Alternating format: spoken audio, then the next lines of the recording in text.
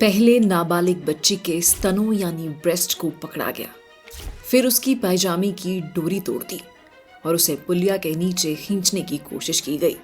लेकिन इससे पहले कि आरोपी और आगे बढ़ते, लोग बीच में आ गए और आरोपियों को भागना पड़ा। लेकिन इलाहाबाद हाईकोर्ट के मुताबिक ये सब जबरदस्ती थोड़े है और ना ही ये जबरदस्ती करने की कोशिश है। इस घटना को जबरदस्ती बोलने के लिए तब तक का इंतजार करना चाहिए जब तक आरोपी बच्ची के साथ कुछ जबरदस्ती कर ना लेते। पहले जबरदस्ती होने तो दीजिए, फिर कहेंगे ना कि जबरदस्ती हुई है। इलाहाबाद हाईकोर्ट के मुताबिक ये गंभीर यौन उत्पीड़न यानी सीरियस सेक्सुअल हरासमेंट है, लेकिन जबरदस्ती नहीं है और ना ही जबरदस्ती करने की कोशिश। हाँ, वो बच्ची के स्तनों को सामाजिक कार्य के चलते छू रहे थे। कैसा है ये कोर्ट और कैसे ही हैं इस कोर्ट के जज।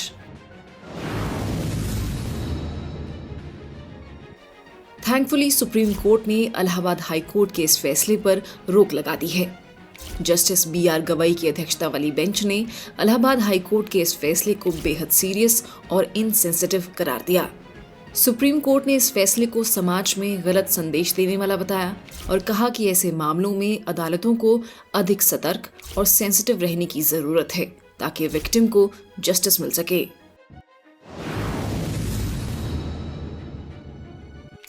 मामला उत्तर प्रदेश के कासगंज इलाके का है। घटना साल 2021 में एक नाबालिग बच्ची के साथ हुई थी। कासगंज की विशेष जज की अदालत में इस नाबालिग बच्ची की मां ने पॉक्सो एक्ट के तहत मामला दर्ज करवाया था, लेकिन अभियुक्तों ने इस मामले में इलाहाबाद हाईकोर्ट में याचिका दाखिल की। हाईकोर्ट में जस्टिस राम मनोहर नारायण मिश्रा की पीठ ने कहा कि अभियुक्तों के खिलाफ लगाए गए आरोपों और मौजूदा सबूतों के आधार पर ये प्रूव करना पॉसिबल नहीं है कि आरोपियों ने जबरदस्ती करने की कोशिश की थी। कोर्ट ने कहा कि अगर ये साबित करना है कि जबरदस्ती का प्रयास हुआ तो अब पीड़ित पक्ष को ये दिखाना होगा कि अभियुक्तों का इरादा अपराध को अंजाम देने का था। इसका मतलब ये कि बच्ची के स्तनों को पकड़ना और उसकी पायजामे की डोर खोलना, उसे पुलिया के नीचे खींचने की कोशिश, ये सब सबूत पीड़िता को न्याय दिलाने के लिए काफी नहीं थे। और हाँ, आरोपी ये सब कर पीड़ित के खिलाफ कोई अपराध थोड़े करने वाले थे। ये तो हम सब पगला गए हैं जो ऐसा सोच रहे हैं। जस्टिस राम मनोहर नारायण मिश्रा ही वो जज हैं जो स्तन पकड़ने और पायजामे की डोर खोलने को जबरदस्ती या जबरदस्ती का प्रयास नहीं मानते। जस्टिस मिश्रा का जन्म साल 1964 में हुआ। इन्होंने 1987 में लॉ में पोस्ट ग्रेजुएशन की डिग्री ली और 1990 में मुंसिफ मजिस्ट्रेट के तौर पर उत्तर प्रदेश की न्यायिक सेवा में शामिल हुए। साल 2005 में उन्हें हायर जुडिशियल सर्विस में प्रमोट किया गया और 2019 में वो डिस्ट्रिक्ट एंड सेशंस जज बनाए गए। अपने करियर के दौरान उन्होंने बागपत और अलीगढ़ जिलों में सेवाएं दी। साथ ही लखनऊ डिस्ट्रिक्ट एंड सेशंस जज और judicial training and research institute के डायरेक्टर के रूप में भी काम किया।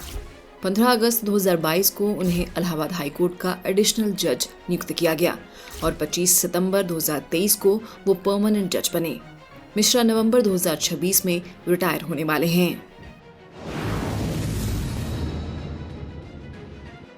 छत्तीसगढ़ की एक महिला से उसका पति इतनी बर्बरता से यौन संबंध बनाता है कि उसे हॉस्पिटल में एडमिट होना पड़ता है।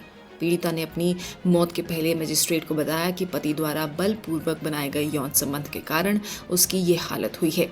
इस मामले में पीड़िता के मायके वालों ने उसके पति पर IPC की धारा 376, 377 और 304 के तहत केस दर्ज करवाया था।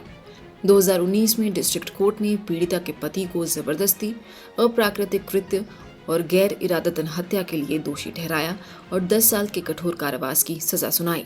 लेकिन हाईकोर्ट ने जिला अदालत के फैसले को खारिज करते हुए आरोपी पति को तुरंत रिहा करने का आदेश दिया। कारण ये दिया गया कि मैरिटल रेप के लिए भारत में कानून नहीं है।